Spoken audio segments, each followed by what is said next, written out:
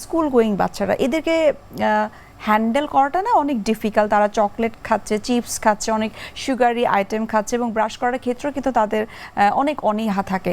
তাদের দাঁতের যত্নের ব্যাপারে টিপস অ্যান্ড ট্রিক্স কি হতে পারে? আমাদের প্রথমেই যে বিষয়টা বুঝতে হবে সেটা হচ্ছে 6 থেকে 7 বছরের মধ্যে নাম্বার 6 যে দাঁতগুলো মেইন পার্মানেন্ট দাঁত সেটা কিন্তু চলে আসে। আচ্ছা, এই দাঁতটা চুইং ক্যাপাসিটি টোটাল মুখের 60 to 70% কিন্তু চুইং ক্যাপাসিটি বহন করে।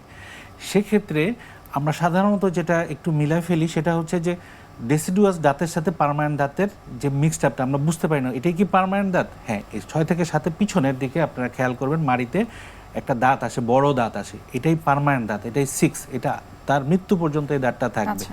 এই দাঁতের যত্নটা নেওয়াটা হচ্ছে সবচেয়ে বেশি জরুরি।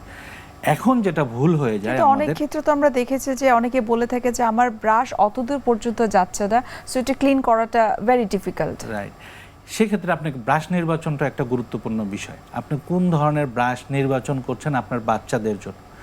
এখন আমি আপনাকে একটা জাস্ট উদাহরণ সহকারে, একটা যখন পার্মানেন্ট দাঁত যখন নতুনভাবে হয় তখন সেটা দেখা যাচ্ছে তার যে গ্রুভটা থাকে এটা অনেকটা ভিতরের দিকে থাকে। এখন অনেকে কমপ্লেন করে আমি তো আমার বাচ্চাকে 2 বার ব্রাশ করছি কিন্তু তারপরও ক্যাভিটি কেন হচ্ছে।